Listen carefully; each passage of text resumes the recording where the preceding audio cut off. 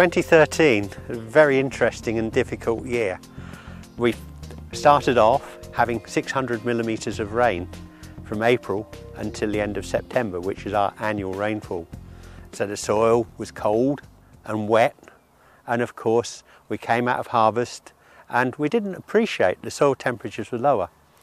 And of course we started drilling as normal in September. Lucky we did, because when we drilled in October, the soil temperature had gone completely. It was the start of a very long winter. And of course those crops that were drilled in October never made good headway, never made competitive for the blackgrass or anything else. So the stuff we drilled in September looked as if it had been drilled in October last year, I think purely because of soil temperature. That was the same over the whole of Europe. We saw in Germany and France and other countries the winter was extremely long, and we all saw snow going through to the spring.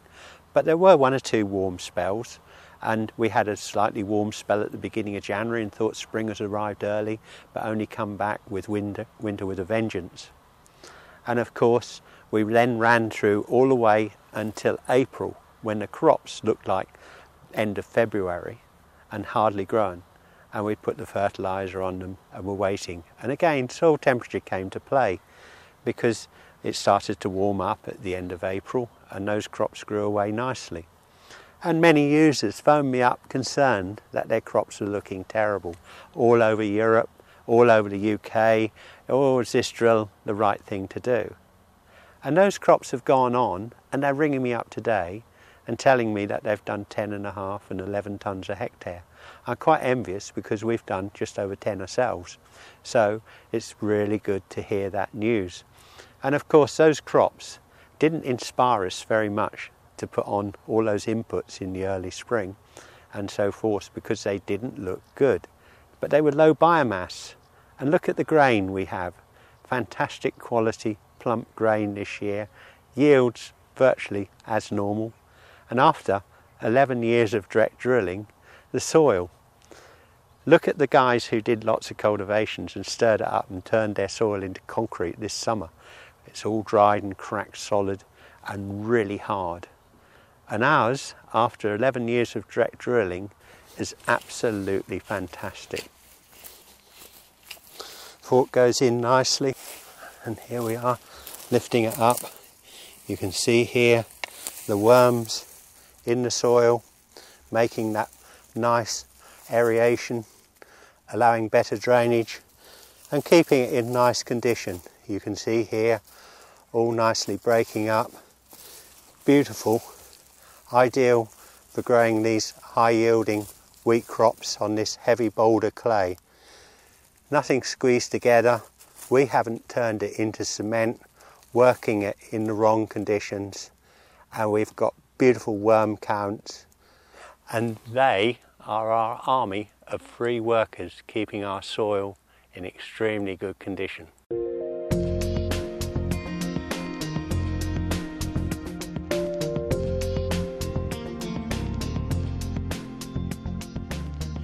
Here we are in 2012, standing in a wheat stubble. We're here in an 80-acre field, and what a totally different year from 2011. When you go back to 2010 autumn, we had frost and snow in November. In 2011 autumn, we had an Indian summer in November. So it made the crops very, very different. We had lots of autumn growth. We had lots of blackgrass growing over a long period, giving us blackgrass problems for this year. We've seen totally different weather pattern, whereas the previous year in the spring it was incredibly dry, and this year we had record rainfall, and we had the most high potential crops here at the beginning of June, and many people came and visited this field behind me. Over 500 people came up here looking at Claydon drills and looking at our wheat crop in this field, and you'll all be keen to know how well it's done. Well, we harvested it, and the crop yield we were hoping, with that high potential we had in June, to be 12.5 tonnes a hectare, and we treated it really well. But it went nicely above 10 tonnes a hectare, very close to 11 in fact. So we were very pleased with that for this year. And the quality of it, it looked more like tail corn rather than the lovely bold corn we saw the previous harvest. So it's been an incredibly different year and incredibly different challenges, because with all of the rain we had in the spring, the wheel marks and the tram lines, you look around at everybody who did cultivations, they sunk into them 9 inches, 10 inches deep and really rutted. Where we've been going, because we haven't moved the soil, our tram lines, as you probably see behind me, are only very shallow, no more than 2 inches, which has made the job very easy for us this year, because we can go straight back into those fields and direct drill them with the Claydon drill again.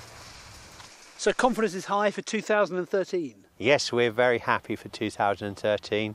The soil structure's great, with thousands of worms increasing the air ratio in the soil. The drainage is fine.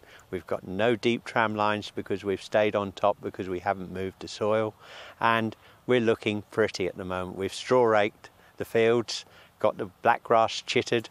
We're just waiting for it. We're starting to spray some of the early straw raked ones off now, and the oilseed rape is all in the ground and growing nicely, 3 leaves, 4 leaves, and has really had a very, very good start. We've seen lots of slugs though, because of the wet June and July which are developed in the crops, and we've seen lots of slug eggs which we've managed to destroy quite well using the straw harrow. And we've straw harrowed our rape and put 2 half doses of slug pellets on, and we've got a lovely plant.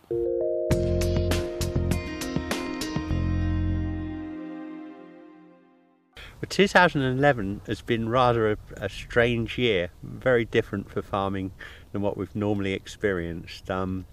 We started off with last harvest, a good harvest, and then we had a dry spell in September, and we started drilling, and then we had 19 days of rain and stopped us drilling, so we had like 2 drilling sessions. It's quite interesting because we drilled some of our second wheats under chopped straw in September, and the yields on those have been really good. We had a very early November snow which brought the temperatures down to 0, and I think in December we then travelled through to 0, -1 all of December, and a lot of crops didn't actually move much in the autumn, and then we came to a more milder January. It was more normal, and we went through February, March, or February to March with relatively normal rainfall. And then in March, for some bizarre reason, we didn't have any rain from the 5th of March right the way through to the middle of May, and that did cause crops quite a massive problem in some parts of the country. And of course, when we had some rain in May, we then had the problem because they hadn't tilled properly in the spring. We had secondary tillers coming and saw many crops suffering very badly. We were really fortunate because a lot of our customers were ringing in and saying how well their direct drill crops were looking, where they got the chopped straw holding the moisture and how well they were holding on. And the results this year will speak for themselves with many of them, because we've had reports coming in still of 10 tonnes a hectare on second wheats. Our own second wheats, which we drilled in September, came in from 925 to 9.9 tonnes per hectare for second wheat. I didn't think was too bad this season. As you can see, my first wheat is behind me here, and that has come really well. We haven't been able to harvest it. It's still holding on.